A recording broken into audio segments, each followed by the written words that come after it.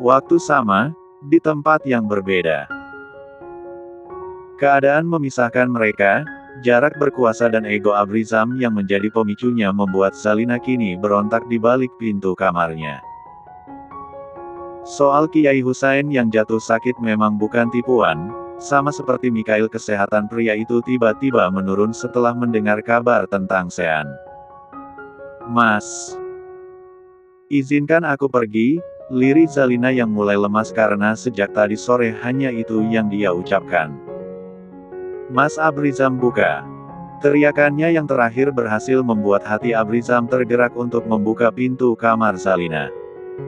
Namun, bukan berarti mengizinkan Zalina bebas, melainkan membuatnya semakin ingin melampiaskan kemarahan pada adiknya. Kamu buta, Zalina. Harus dengan cara apa lagi kamu mengerti jika Sean memang tidak pantas untukmu? Lihat, Tuhan telah membuka aibnya, dia lebih bijak dari pencuri, Zalina. Sentak Abrizam mendorong tubuh adiknya hingga terjerambab ke atas tempat tidur. Apa yang sudah dia lakukan sampai kamu sebodoh ini?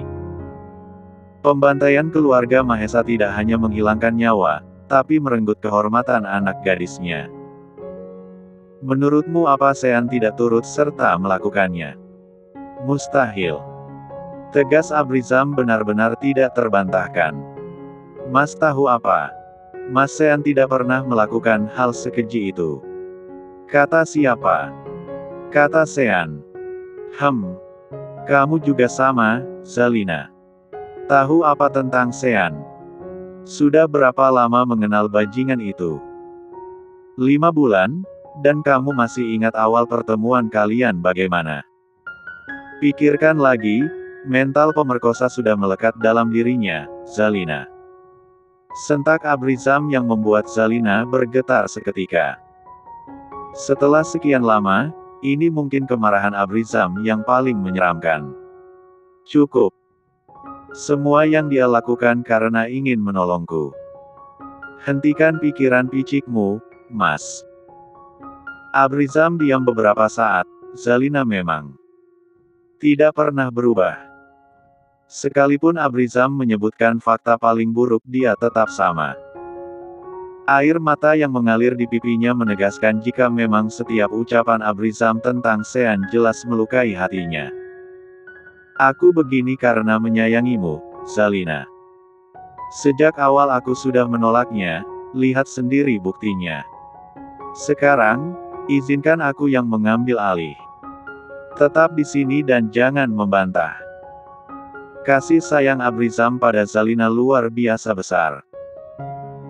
Sejak kecil memang Zalina kerap terkekang dalam kekuasaan Abrizam, bahkan berteman dengan lawan jenis saja tidak dia perbolehkan. Ketika dewasa, dari sekian banyak pria hanya Irham yang berhasil membuat Abrizam percaya dan rela. Jelas saja ketika Sean hadir dia benar-benar membencinya. Terlebih lagi, dengan keadaan yang kini semakin menegaskan betapa buruknya seorang Sean, kebencian Abrizam semakin menjadi. Dia memilih jalan ini untuk membuat Zalina sedikit menjauh dari keluarga itu. Semua itu jelas atas keputusannya sendiri. Baik Agam maupun Kiai Husain belum memberikan keputusan bagaimana Zalina selanjutnya karena masih terkejut dengan kejadian ini. Aku sudah berjanji pada Mama untuk pulang kalau Abi sudah lebih baik, Mas sendiri yang menyetujui itu. Zalina benar-benar lelah menghadapi Abrizam yang begini. Setelah memanfaatkan keadaan abinya, kini Abrizam belum juga mengizinkannya pulang. Tidak perlu, secepatnya aku akan mengurus perceraian kalian. Jadi tetaplah di sini sampai nanti semuanya selesai. Apa? Perceraian? Mas Abrizam kamu gila. Apa hakmu menghancurkan pernikahanku? Bukan main sakitnya hati Zalina mendengar ucapan Abrizam yang sesantai itu padanya. Sejak tadi dia mencoba baik-baik, pria itu justru semakin membuatnya sakit jiwa. Iya. Perceraian. Sebelum telanjur lama, Lebih baik akhiri saja. Pertikaian keduanya diketahui oleh Agam yang baru saja pulang dari rumah sakit dan hendak mengambil pakaian yang Umi Rosita inginkan. Sudah dia duga, Abrizam penyebab utama dan kini Zalina menghambur ke pelukannya. Ada apa? Mas Abrizam menginginkan aku bercerai, Mas. Untuk pertama kali setelah sekian lama Zalina mengadu pada kakak pertamanya. Semua itu demi kamu, Zalina. Jika sampai gadis itu meminta pertanggungjawaban Sean kamu. Bagaimana? Sudah kukatakan jangan memperkeruh keadaan Abrizam. Tegas Agam memotong pembicaraan Abrizam yang semakin mengada-ngada. Berita hari ini memang luar biasa gilanya. Abrizam yang memang mudah termakan informasi dan dari sananya sudah membenci Sean jelas saja menjadikan hal itu sebagai senjatanya.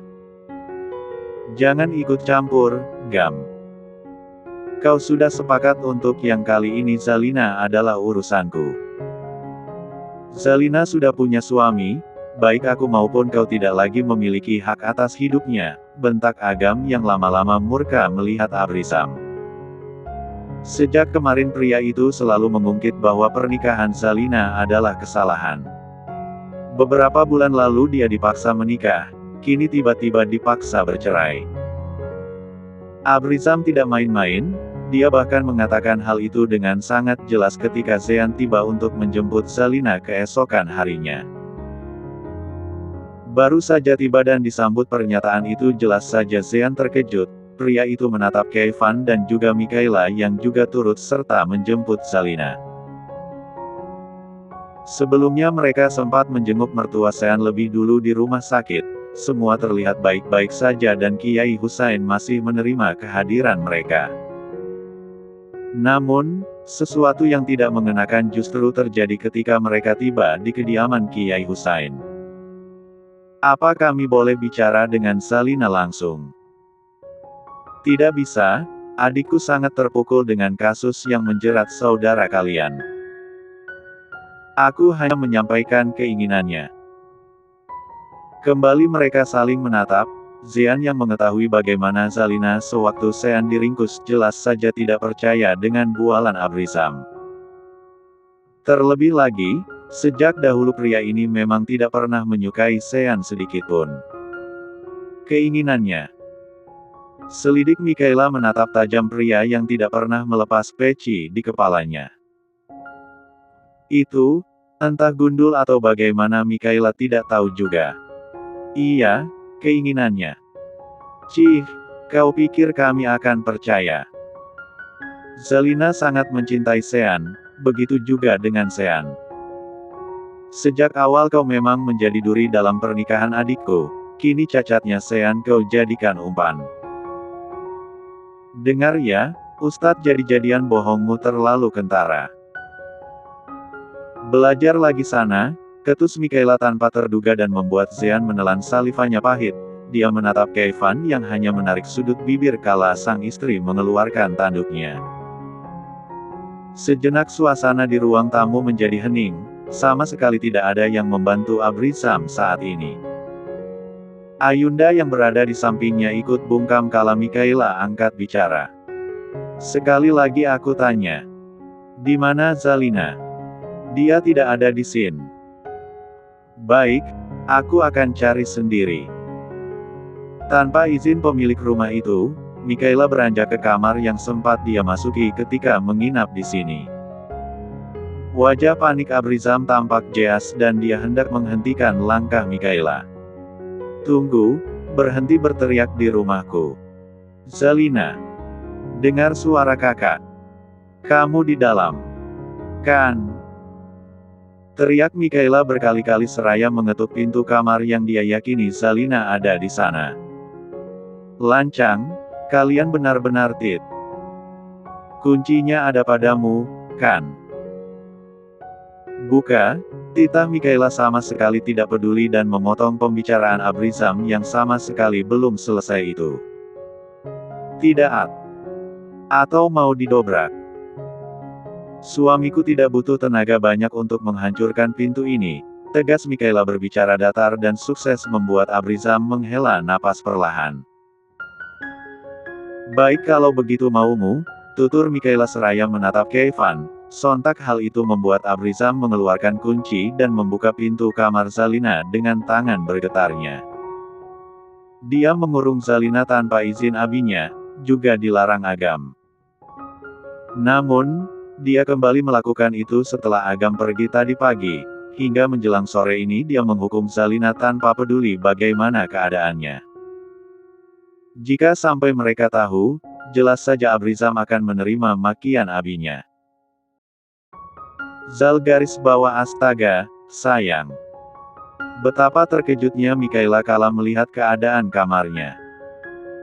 Dia berlari masuk dan memastikan keadaan di bawah sana, diikuti Zean dan juga Keivan yang sama-sama dibuat tidak percaya dengan apa yang dia lihat.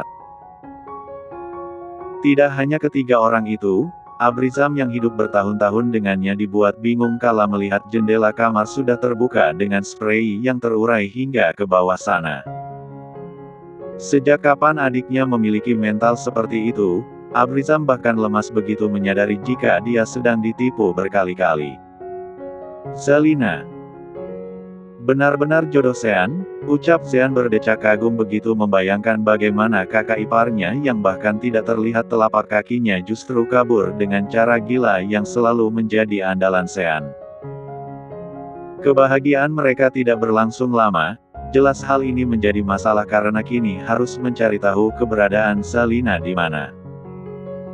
Tanpa pikir panjang, bahkan pamit saja tidak mereka pergi begitu saja demi mencari keberadaan Zalina di mana. Ponsel wanita itu memang tidak dapat dihubungi sejak kemarin-kemarin. Seketika sosok Zalina justru mendadak misterius seperti suaminya, Zean bahkan sebal sendiri. Tidak ingin menyerah begitu saja, Zean mendatangi kediaman pribadi Zean yang memang tidak jauh dari kediaman mertuanya.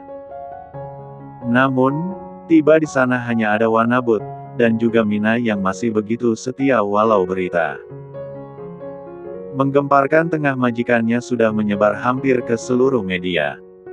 Keivan yang masih penasaran, menyarankan untuk datang ke bengkel Zean. Sama, di sana juga tidak ada apa-apa. Bengkelnya tertutup rapat, semakin menjelaskan jika memang Zalina tidak pulang ke rumah utama ataupun usaha suaminya. Pulang, Z. Aku percaya Zalina ke Jakarta sebelum kita tiba di Bandung. Tita Keivan mematahkan niat Zean yang masih begitu yakin jika Zalina masih ada di Bandung. Sebentar, Kak. Aku pernah dengar, Zean sering jalan-jalan sore, siapa tahu istrinya ada di sekitar sini. Jauh dari perkiraan, saat ini Zalina tengah terdiam di sebuah rumah sakit dengan infus yang melekat di punggung tangannya. Ditemukan dalam keadaan pingsan di sebuah stasiun kereta kala baru menginjak ibu kota, Zalina hanya mampu menghela napas pelan begitu mengingat betapa lemah dirinya. Demi kembali ke rumah mertuanya dia bahkan harus berjuang sekuat ini. Dalam keadaan dia yang masih lemas, Zalina menarik sudut bibir sembari mengusap pelan perutnya yang masih rata. Tuhan kerap memberikan hal yang tidak terduga dalam hidup hambanya. Berbulan-bulan Zalina menanti di saat dirinya sedang dalam pelukan Zean, kini dia hadir kala mereka berjarak sejauh itu.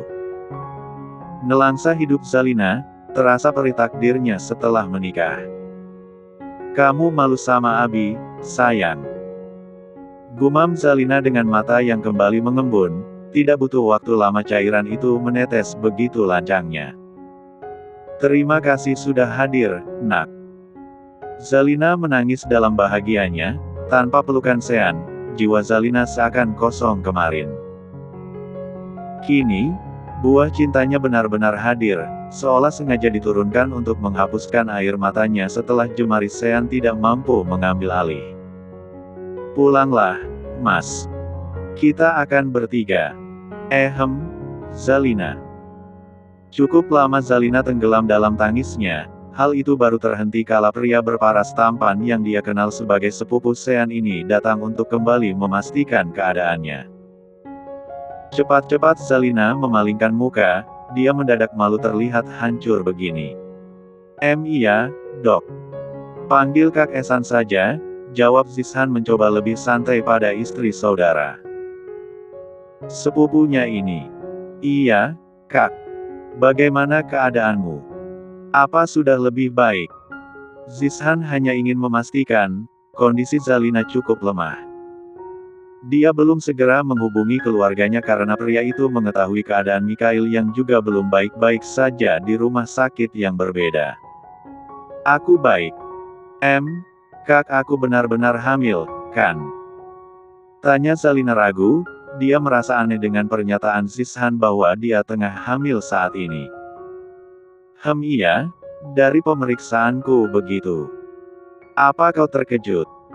Iya, karena beberapa waktu lalu aku cek sendiri, hasilnya negatif. Dan hari itu juga Mas Sean ditangkap, lalu bagaimana bisa aku hamil, Kak? Tanya Zalina yang berhasil membuat Zishan terkekepelan. Seperti yang Sean katakan, istrinya adalah wanita paling lurus. Apa yang ada di pikirannya akan dia utarakan tanpa ditutup-tutupi, wanita yang cukup unik dan sulit ditemukan sebenarnya. Meski hasil tes pack dapat dikatakan 90% akurat, kesalahan semacam itu sangat mungkin terjadi, Zalina. Kau hamil, tapi alat tes kehamilan menunjukkan kau tidak hamil, atau sebaliknya. Lega, Zalina tidak bermimpi ternyata. Dia hanya khawatir jika khayalan semacam itu terjadi akibat dia yang terlalu lelah dan berharap, tapi setelah Zishan mengungkapkan hal itu, hatinya sedikit lebih baik untuk saat ini. Syukurlah, terima kasih, Kak. Oh iya, apa aku sudah diperbolehkan pulang? Tanya Zalina masih dengan suara yang terdengar lemas. Besok saja, aku akan pastikan keadaanmu benar-benar baik lebih dulu. Malam ini istirahatlah, besok aku yang akan mengantarmu, tutur Zishan sebelum kemudian berlalu meninggalkan ruangan itu. Perbuatan Abrizam yang menghukumnya bak. Gadis pembangkang benar-benar berdampak buruk bagi Zalina. Dia kekurangan nutrisi, lelah dan juga lemas. Berjuang dari siang hingga akhirnya malam hari berada di kota yang berbeda dengan kondisi yang selemah ini cukup membuat tubuh Zalina sakit semua. Malam ini, Zalina akan melewati malam panjang berdua bersama calon buah hatinya. Kesepian, tapi setidaknya dia lebih tenang. Mereka telah melewati hari yang sangat panjang, ketakutan akan ketahuan oleh Abrizam tadi siang benar-benar membelenggunya. Tidak ada yang Zalina bawa selain raganya, barang-barang pribadinya Abrizam sita. Bahkan, untuk tiket kereta dia harus meminjam uang pada sembarang orang yang ada di stasiun. Entah akan bertemu atau tidak, yang jelas Zalina mengingat wajah, tapi untuk nama dia bahkan tidak sempat bertanya.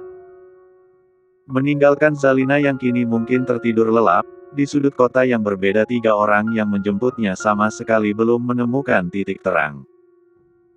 Mereka diambang kebimbangan, untuk saat ini tidak ada satu berita buruk yang boleh disampaikan pada Zia agar situasi tidak semakin keruh. Cari kemana lagi? Aku sudah lelah, Kak. Zian menghela napas pasrah dan menggerakkan lehernya. Sudah hampir larut, tapi sama sekali belum ada tanda-tanda di mana keberadaan Zalina. Mereka bertiga memilih berusaha sendiri, meski Evan meminta bantuan orang-orangnya tetap saja sulit karena pencarian justru difokuskan ke Bandung hanya karena saran Sean. Coba telepon lagi kakaknya, siapa tahu Zalina pulang lagi ke sana. Titah Evan yang membuat Zean mendengkus kesal, sudah berbusa mulutnya mengatakan jika Agam juga sama-sama mencari saat ini. Bisa dipastikan, yang dibuat sakit kepala dengan kepergian Zalina bukan hanya mereka bertiga. Melakukan misi rahasia yang harus disembunyikan dari orang tua semacam ini adalah hal yang cukup sulit sebenarnya. Sibuk, dia tidak mengangkat teleponku. Sama-sama panik, dan Sean sama sekali tidak tahu dengan kekacauan ini.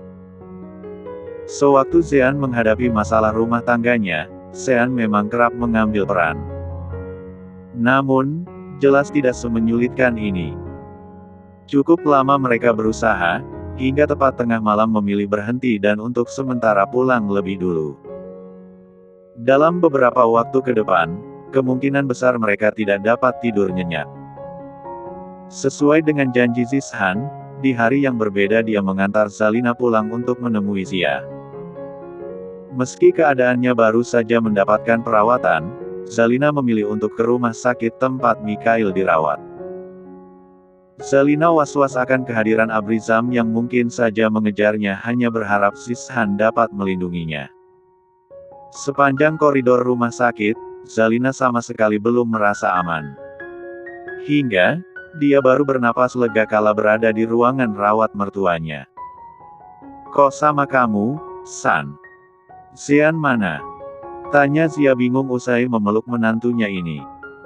"Kami tidak bertemu Zean, Tante." Sejenak Zia menepis kekhawatiran soal itu.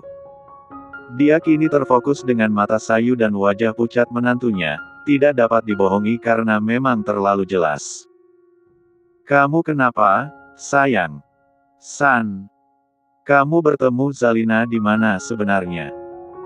Tidak ingin terjadi kesalahpahaman, Zishan semuanya tanpa ditutup-tutupi sedikitpun. Termasuk tentang kehamilan Zalina yang pada akhirnya membuat wanita itu menangis haru. Tidak hanya Zia yang benar-benar terobati dengan berita ini, Mikhail juga sama.